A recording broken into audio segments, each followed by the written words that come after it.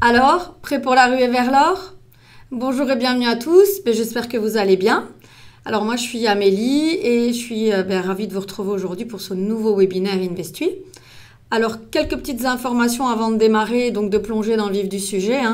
Donc Investui, c'est un service d'investissement créé par la société WH Shelf Invest, courtier en bourse, donc pour laquelle je travaille maintenant depuis quasiment 14 ans.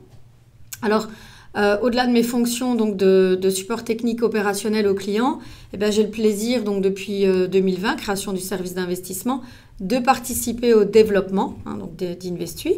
Et à ce titre, j'anime régulièrement des webinaires, 2 par mois pour Investui. Donc celui du milieu de mois, c'est plutôt un webinaire classique dans lequel je détaille vraiment tout le fonctionnement du service. Vraiment, je vais en détail dans les stratégies, etc. Alors que le webinaire de fin du mois, donc le webinaire spécial d'aujourd'hui, c'est un format beaucoup plus court dans lequel, en fait, je fais vraiment un focus sur un sujet. Alors aujourd'hui, j'ai choisi de vous parler de l'or. Alors non sans raison, évidemment. Pourquoi? Tout simplement parce que l'or fait partie des stratégies, des supports sur lesquels on investit dans Investui. Pourquoi? Parce qu'en fait, l'or est très important, mais depuis très longtemps. Donc déjà, l'or exerce un fort pouvoir de fascination sur les êtres humains au travers les siècles. Et il y a plusieurs facteurs à ça, qui sont à la fois historiques, culturels et matériels, et qui se sont aussi entremêlés au fil des siècles pour donc conférer à l'or en fait une place unique dans l'imaginaire collectif et surtout dans les systèmes de valeurs à travers le monde entier. Donc les différents facteurs, évidemment, c'est déjà au niveau des qualités de l'or. Donc l'or est déjà rare, il rouille pas, il ternit pas, il ne corrode pas. Et donc c'est vraiment cette inaltérabilité qui lui confère une sorte d'immortalité symbolique, on va dire, en contraste en tout cas avec le côté éphémère de l'existence humaine et surtout aussi des biens matériels. J'invente rien, donc c'est sûr mais c'est tout à fait symbolique, évidemment. Un autre des facteurs, c'est que l'or aussi a une longue histoire d'utilisation déjà comme monnaie d'échange, comme bijou, et c'est surtout un symbole de pouvoir et de richesse. Il y a de nombreuses civilisations anciennes, comme en Égypte, en Mésopotamie, en Grèce, chez les Mayas, ou en tout cas dans de nombreuses autres cultures qui l'ont valorisé, qui ont valorisé l'or pour sa beauté, sa rareté, et aussi qui continuent en fait de l'utiliser comme un symbole de statut social élevé, un symbole de réussite aussi. Alors un autre des facteurs, c'est qu'on utilise bien sûr l'or dans de nombreux autres domaines, donc en termes d'art, sa brillance, son éclat sont vraiment très appréciés en termes d'art et de décoration. C'est souvent associé à la divinité, à la pureté, de nouveau à l'immortalité, ça dans de nombreuses cultures. Et on l'utilise aussi au niveau des objets religieux, dans les icônes, dans des lieux de culte, sur des objets de culte. On retrouve aussi l'or, évidemment, au niveau de l'économie et de la finance. L'or a joué un rôle central dans les systèmes économiques mondiaux jusqu'au milieu du XXe siècle. On l'a aussi utilisé comme standard pour les monnaies nationales. Puis bien sûr, sa valeur en fait en tant que réserve de richesse est très importante. C'est une valeur refuge. Et donc, on fait des réserves quand la situation économique est un peu instable. Après, on en retrouve aussi au niveau de la technologie, dans les sciences, bien sûr, comme l'or a des propriétés uniques, notamment c'est un conducteur électrique également, et comme il résiste à la corrosion, on peut l'utiliser au niveau des pièces électriques, et ce qui rajoute en fait à son prestige. Donc, il y a énormément vraiment d'éléments, on retrouve de l'or partout quasiment, donc voilà, ce qui fait qu'il a tout à fait sa place dans l'économie actuellement, et aussi au niveau du système d'investissement Investui. Donc l'or, c'est un des 4 supports qui est utilisé. Alors je parlais de rareté, évidemment, l'or est rare, mais pourquoi? Tout simplement parce qu'il n'est pas d'origine terrestre, donc c'est-à-dire qu'il n'est pas en quantité illimitée. L'or ne pousse pas sur la planète Terre. En fait, l'or est d'origine extraterrestre, et plus précisément, il voit sa nature Ses débuts sont au niveau des étoiles, en fait, hein. Les étoiles, en vieillissant, elles prennent de la masse. Et quand elles grossissent et qu'elles atteignent à peu près 7 à 8 fois le poids du Soleil, en tout cas la masse du Soleil, elles finissent par exploser dans un phénomène qu'on appelle un phénomène de supernova. Et il y a une énorme quantité d'énergie qui est dégagée à ce moment-là. Et c'est comme une centrale nucléaire, en fait, hein. Et à ce moment-là, il y a un processus, il y a des réactions chimiques. Et c'est à ce moment-là, en tout cas, que les métaux lourds sont créés à partir des éléments les plus légers. Alors bon, je ne suis pas une grande spécialiste, c'est des informations que j'ai trouvées, évidemment, hein. Et donc, à ce moment-là, ils s'agglomèrent, ils s'agrègent. Et puis, c'est parti pour le voyage dans l'espace, hein. C'est comme ça que se créent les planètes. Et en fait, il y a des collisions entre étoiles, et c'est au moment en fait de ces collisions, hein, donc, que des morceaux d'or en fait voyagent et se retrouvent finalement au cœur de planètes qui sont créées telles que la Terre. Et ce qui veut dire qu'en fait, à part des avancées technologiques qui font qu'on va trouver des nouveaux moyens de trouver de l'or, hein, de trouver des nouveaux filons, d'aller plus loin dans la croûte terrestre. Et puis aussi, à moins de trouver des nouveaux moyens de fondre, etc., il n'y a pas de nouvelles quantités d'or qui sont créées. Donc c'est vraiment très rare. Ce qui fait que combiné à toutes les autres qualités de l'or, ben, ça en fait vraiment une valeur importante et qui est très très populaire. Alors voilà les deux principales raisons qui font que le cours de l'or va monter et que nous on va l'exploiter dans Investui. Donc déjà la demande totale en or elle augmente quasiment tous les ans. Il y a peut-être eu des années où ça n'a pas été le cas.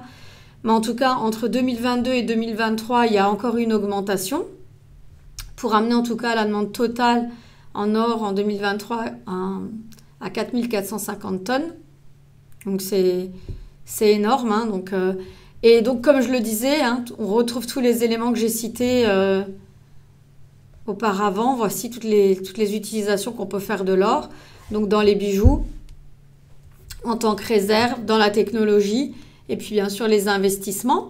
En tout cas, les deux premiers sur le podium, c'est vraiment la bijouterie et les investissements.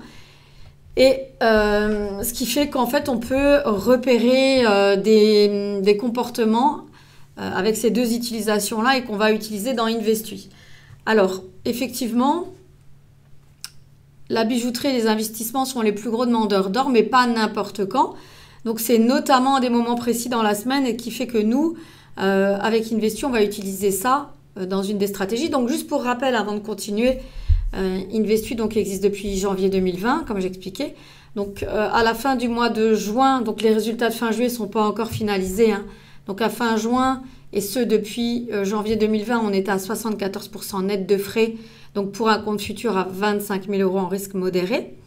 Alors pourquoi je précise? Donc parce que c'est vraiment un pourcentage en rapport du capital, tout simplement parce qu'Investui, ce n'est pas un fonds d'investissement, hein, donc il n'y a pas qu'un seul résultat, mais c'est un système d'investissement. Donc c'est-à-dire que vous allez ouvrir un compte, soit un compte CFD, soit un compte futur, vous allez l'alimenter à hauteur de vos capitaux disponibles. En fonction de votre aversion au risque, vous allez sélectionner un profil de risque. Et donc, à partir de là, vont être décidées des tailles de position. Et c'est ce qui fait qu'en fait, entre vous et nous, si vous choisissez pas, si vous n'avez pas le même capital, si vous choisissez pas le même type de compte, si vous choisissez pas le même type de risque, vous n'aurez absolument pas le même rendement. Donc, c'est pour ça que j'insiste et que vous, si vous êtes client, vous avez forcément un rendement différent en fonction aussi de la période observée. Donc, ce sont de très très bons rendements. Donc, ce sont des rendements globaux. C'est pas que l'or, évidemment. Ici, c'est la totalité du système. Mais c'est important quand même de montrer qu'on a de bons résultats. Et cette année et à fin juin, donc on est à 27,5% net, toujours pour ce même compte futur. Voilà. Alors, pourquoi est-ce que l'or a tendance à monter en fin de semaine, ce qui fait qu'on peut l'utiliser? Parce que nous, ce qu'on utilise dans Investui, c'est des effets de marché. Alors, les effets de marché, en fait, ce sont des configurations de prix récurrentes. Donc, ça veut dire qu'on va exploiter des mouvements qui vont revenir régulièrement. Et donc, en général, donc, le vendredi, la bijouterie donc, va être très, très demandeuse en or, tout simplement parce qu'il n'y a pas de stock. En fait, dans la bijouterie, ils vont en fait ils vont travailler l'or en général le lundi, mais pour ça, ils vont s'approvisionner en fin de semaine. Donc, ils vont acheter de l'or et donc, quand il y a beaucoup d'achats d'or, mécaniquement, le prix va se mettre à monter. Et en combinaison avec le fait aussi donc, que les sociétés d'investissement, comme vous l'avez vu, puisque c'était le deuxième demandeur, les sociétés d'investissement, les vendredis, c'est les moments en général où elles vont acquérir de l'or, tout simplement pour protéger leur portefeuille d'un éventuel gap, d'un éventuel crack avant la reprise le lundi. Et donc, ces deux raisons-là combinées font que le vendredi, on va pouvoir en fait identifier un mouvement assez récurrent. Donc, voici les résultats donc, pour notre stratégie sur l'or. Donc, avec le Friday Gold Rush, donc c'est le nom de la stratégie qu'on utilise. Hein. Donc, c'est-à-dire qu'on va acheter de l'or le jeudi soir, donc avant justement de profiter de cette hausse attendue. Et donc, depuis 2010, on a 56% de trades gagnants. Donc, il y a un trade par semaine. Et les résultats bruts de cette stratégie-là, donc c'est plus 70 588 € bruts. Donc, ce sont de très très bons résultats. Et donc, vous voyez la courbe d'évolution. Hein, donc, voilà, donc c'est pas linéaire, évidemment. Hein, je veux dire, on n'a pas une évolution du rendement qui est comme ça. Il y a des moments où, en fait, où il y a des pullbacks parce que ces configurations de prix récurrents, donc ces effets de marché, n'ont évidemment pas lieu dans 100% des cas, on va le voir. Alors, voici les 4 stratégies. Donc, on a le Friday Gold Rush, donc en combinaison d'une stratégie sur le DAX, d'une stratégie sur le GBP/USD et de la 4e stratégie, donc sur le mini S&P. Donc, c'est une combinaison, en fait, c'est une rotation intelligente de ces 4 stratégies-là sur la semaine, sur le mois, sur l'année, qui donne des très, très bons rendements, hein, vous pouvez le voir. Donc, ce sont des backtests, hein, ce sont des résultats en brut. Mais voilà, évidemment, même si les résultats en net sont moins bons, on a quand même des très très bons résultats. Alors, donc ça, je l'explique évidemment la totalité de la stratégie. Je l'explique dans le webinaire classique qui a lieu en fait à la moitié du mois. Donc, il aura lieu le 16 août. Donc, surtout, ne manquez pas la présentation globale. Alors, comme j'expliquais, hein, donc l'or... Donc l'or, on l'utilise donc une fois par semaine. Donc on prend une position le jeudi soir et on va profiter de la hausse du cours le vendredi. Donc ça, c'est statistiquement les rendements de l'or par rapport aux raisons que j'ai indiquées. Hein. Donc c'est-à-dire le fait que la bijouterie et les investissements sont très très demandeurs le vendredi, font du vendredi la journée idéale pour investir sur l'or à l'achat. Donc c'est-à-dire qu'on rentre le jeudi soir et on se sépare de la position le vendredi soir. Donc voilà en comparaison les résultats des autres jours. Donc on voit bien que c'est nettement moins bon. Hein. Donc ça fait tout à fait du sens de suivre une stratégie basée sur les effets de marché sur l'or. Alors donc voici les résultats aussi d'Investui depuis le début de l'année en comparaison des supports qui sont suivis, hein, donc notamment le mini S&P. Donc nous, à fin juillet, on est à 27 à peu près, à fin juin, à peu près à 27,5%. Et là, on voit qu'en comparaison d'autres supports, alors là, on considère ces supports-là comme si on avait acheté au 1er janvier, comme si on les avait conservés. Hein. Donc c'est du buy and hold en comparaison d'Investui. Alors Investui, en fait, c'est vraiment des petites positions qui sont prises. Hein. Donc par exemple, dans le cas de l'or, on va prendre position donc, le jeudi soir et on va conserver la position une seule journée pour s'en séparer le vendredi. Mais on va renouveler ça tous les vendredis tout simplement pour suivre cette configuration qui fait que l'or a tendance à monter les vendredis plus que les autres journées. Donc ça veut dire qu'on ne va pas acheter de l'or le lundi, le mardi, le mercredi. Non, on ne fait ça qu'une fois par semaine. Donc on achète le jeudi soir et on revend le vendredi. Voilà un dernier élément important. Donc ça c'est Investui, donc la globalité du service comprenant donc la stratégie sur l'or, la stratégie sur le DAX, la stratégie sur le mini S&P et sur le GBP USD, donc en comparaison donc d'une position qui aurait été donc en acquisition conservation donc depuis 2016 sur l'or. Et donc on voit bien concrètement qu'on obtient de bien meilleurs résultats. Hein. Donc voilà pourquoi c'est important. Alors un élément sur lequel je vais revenir que j'ai abordé, donc les effets de marché. Alors les effets de marché, donc comme je l'ai expliqué, ce sont des configurations de prix récurrentes. Donc qu'est-ce que ça veut dire? Ça veut dire en fait que pour des raisons donc assez identifiables, on est capable donc de voir qu'il y a des mouvements récurrents sur certains instruments. Et donc l'origine de ces mouvements récurrents, c'est tout simplement que l'être humain, qui est à la base finalement des investissements sur les marchés, hein, donc je veux dire, il n'y a pas... ce sont au départ des êtres humains qui prennent des décisions, même s'ils finissent par développer des robots, c'est quand même basé sur des analyses qui sont fondées depuis des décennies, voire plus, qui font que le comportement humain, la consommation des êtres humains par rapport à leur cycle de vie et leur cycle de consommation vont avoir des répercussions en fait sur les marchés.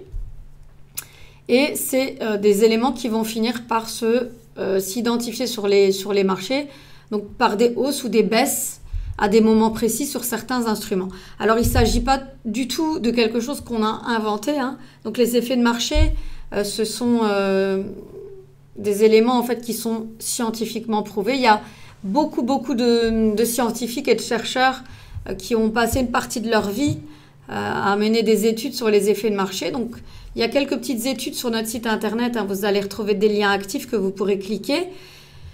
Mais c'est en anglais, donc le mieux c'est encore de télécharger l'e-book du Dr Raymond Schrick. Excusez-moi. L'e-book du Dr Raymond Schrick, qui est en fait un scientifique qui fait des recherches sur les cycles depuis plus de 20 ans. C'est une personne avec laquelle on travaille, hein, donc puisqu'il est aussi professeur de finance, trader professionnel. Donc lui, vraiment sa spécialité, c'est d'analyser les cycles, donc tous les cycles de vie, d'économie, des civilisations, pour finalement en fait comprendre tous ces mouvements qui vont se répéter. Donc les effets de marché, c'est scientifiquement prouvé. Là, vous avez également 2 autres personnes qui ont participé à des recherches, qui ont écrit des articles. Donc, je ne peux pas tous les mettre. Hein. Alors déjà, en sachant qu'il y a environ 500 effets de marché. Donc, nous, on en utilise 4. Donc, 4 sur 4 supports différents. Donc, là, celui d'aujourd'hui, c'est le Friday Gold Rush sur l'or, hein, celui dont je vous parle aujourd'hui. Mais il y en a 3 autres qu'on utilise et qui donnent des très bons résultats en combinaison les uns des autres, hein. Alors, je vous invite évidemment à cliquer sur les liens sur le site, à télécharger l'e-book depuis notre site www.whlfinvest.com. L'e-book est gratuit, en français, 37 pages, ça va vous permettre d'y voir plus clair. Et vous verrez aussi en fait que lui, en tant que scientifique, chercheur, il valide totalement les effets de marché et l'utilisation qu'on en fait dans notre service d'investissement, hein. Alors, pour continuer, donc ce que je disais... Voilà, les effets de marché, c'est pas quelque chose qu'on a inventé, c'est quelque chose sur lequel nous, on va s'appuyer complètement, tout simplement parce que c'est scientifiquement prouvé. Et alors, il suffit pas de dire que c'est scientifiquement prouvé, voilà. À un moment donné, il faut pouvoir aussi voir des résultats concrets. Alors, c'est pour ça que nous, on s'est basé aussi sur différentes analyses. Et ici, vous avez notamment une étude réalisée par Seasonax, qui est un organisme statistique en Allemagne, qui a mené notamment une recherche sur les différents rendements fournis par les différents types d'investissements. Alors, on a comparé la saisonnalité. Donc, la saisonnalité, les effets de marché font partie de la saisonnalité. Ils ont ce côté saisonnier, même si c'est d'une semaine à l'autre, même si c'est par rapport à un jour plus que l'autre dans la semaine. Voilà, donc c'est la saisonnalité. En comparaison d'autres systèmes d'investissement, donc là ici on va avoir en fait l'utilisation de bons du trésor, bon, pas très risqué, hein, mais petit rendement. Il y a des stratégies qui se basent sur les valeurs fondamentales, hein, donc les fondamentaux des titres, des sous-jacents. Il y a des stratégies qui sont basées sur le momentum, qui donnent très bons résultats. Le carry trading aussi, le trend trading, donc qui est assez répandu parmi les traders, hein, donc continuation de tendance, retournement de tendance, range. On voit que quand on peut l'exploiter, on obtient de très bons résultats dans la durée, hein. Mais on voit quand même que la saisonnalité, donc les effets de marché, sortent quand même du lot et donnent donc dans la durée, c'est-à-dire qu'est-ce qu'on entend par la durée. Donc là ici, on a fait une analyse sur 216 années, 4 classes d'actifs, 68 marchés différents. Et donc on voit vraiment que ça sort du lot. Donc c'est pour ça en fait que c'est cette combinaison d'éléments, donc les recherches, les articles qu'on a trouvés, voilà, toutes ces études. Et puis maintenant aussi des études sur les rendements en soi, hein, vraiment. Donc c'est une combinaison de différents éléments qui nous font dire qu'en fait on est dans le juste. Et puis on voit maintenant qu'on a du recul, hein, depuis 2020.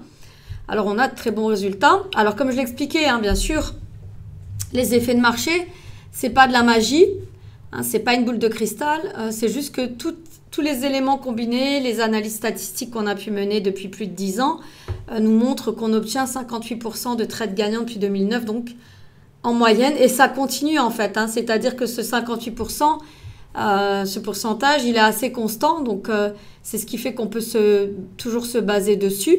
Mais bien sûr, ça veut dire qu'en contrepartie, il y a 42% de trades perdants et qu'on ne connaît pas l'ordre d'apparition des trades gagnants. Donc c'est pour ça qu'avec Investuy, en fait, on va systématiquement prendre les signaux qui sont donnés par les effets de marché. Alors quand je parle de signaux, ben, ce n'est pas une machine, hein, il n'y a rien d'électronique, hein. Ici, on parle de signal tout simplement parce qu'il y a un moment où on va prendre la position. Mais les effets de marché, en fait, ce sont des éléments qui sont connus. Donc, nous, toute la stratégie, elle est déjà mise en place au début de l'année. Et donc, il n'y a pas de surprise pour les prises de position, c'est-à-dire on connaît exactement quand est-ce qu'on va prendre les positions pour vous. Donc, il n'y a aucune analyse supplémentaire qui est réalisée avant de prendre position chaque semaine. C'est-à-dire qu'on va purement exploiter ces fenêtres temporelles, donc ces effets de marché qui sont censés apparaître. On va prendre toutes les positions toutes les semaines pour qu'à la fin, en fait, on obtienne ce pourcentage de 58% de trades gagnants qui va donner des bons résultats.